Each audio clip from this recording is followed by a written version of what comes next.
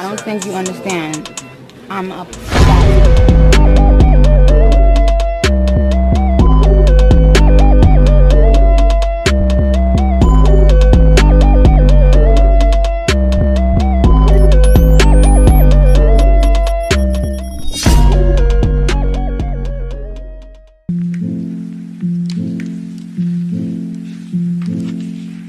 Hello guys, welcome back to another video. Today we will be discussing about Project Mugetsu. If you don't know what Project Mugetsu is, it is an upcoming Bleach game which have been hyped up for a very long time and people have been waiting for. It is gonna release this week and it is said that it will be the Bleach game of Roblox. But since it's coming out this week, many people are curious about some things which I am going to answer in this video.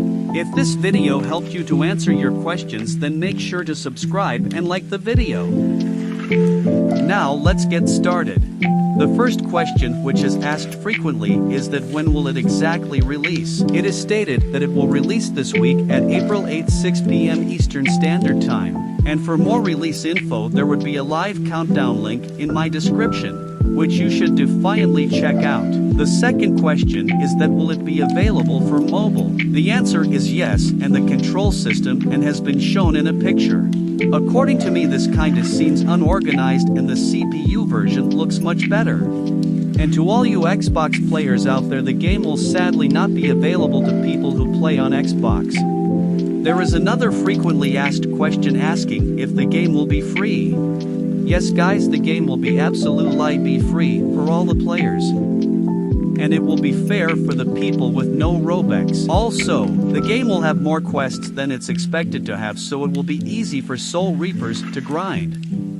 But on the other, the grind for hollows will be a hell, so make sure to grind with your friend as a hollow, cause it can take 6 hours straight for even an experienced player, most probably if done alone. Now many people have been asking questions about will the game die just like Project Slayers due to its repetitive idea of a Roblox anime game. According to me it's a simple answer, but it mainly depends on the dev, as childish behavior can cause the updates to delay and will eventually lead to the game being dead and will have nothing left for the max level players, which can be a scenario not yet confirmed, but this time I truly think the devs will actually work hard and bring us a good Bleach game which can bring some sparks in the Roblox Bleach community. Now here is another question.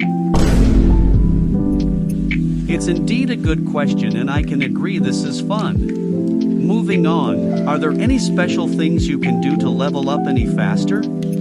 Yes, there will be many events such as boss fights, Soul Reaper Invasion Raid, Hollow Invasion Raid, Toshiro Raid, Yamamoto Raid, Start Boss, Arrogant Boss Raid, Vulcan Boss, Jin Boss Raid and Kenpachi Boss. All these bosses will drop their accessories when defeated and have a 1% chance of dropping a legendary orb which will allow you to spin your race, shurikai, and much more. Here are some boss drops as you can see in the picture which you can wear. Now the controversial question.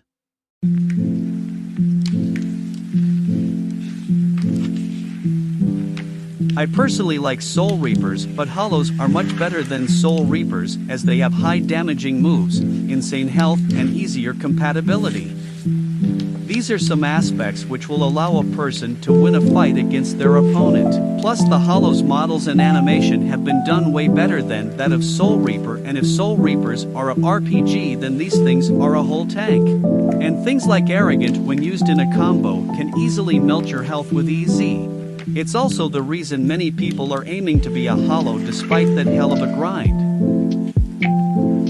So when the game starts most people would rush to Aizen to become a hollow and start the grind. But Soul Reapers are not a thing to sleep on, as shikais such as Senbon Sakura and Zangetsu will help the Soul Reapers compete with the likes of hollows.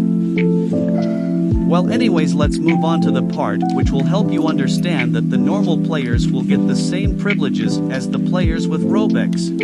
Like a player can spin their Zanpakuto, Sword Stance, Fist Stance and Ryatsu color with Robux, so there will be an NPC in Hueco Mundo which will allow you to buy the same thing for gold earned by doing missions.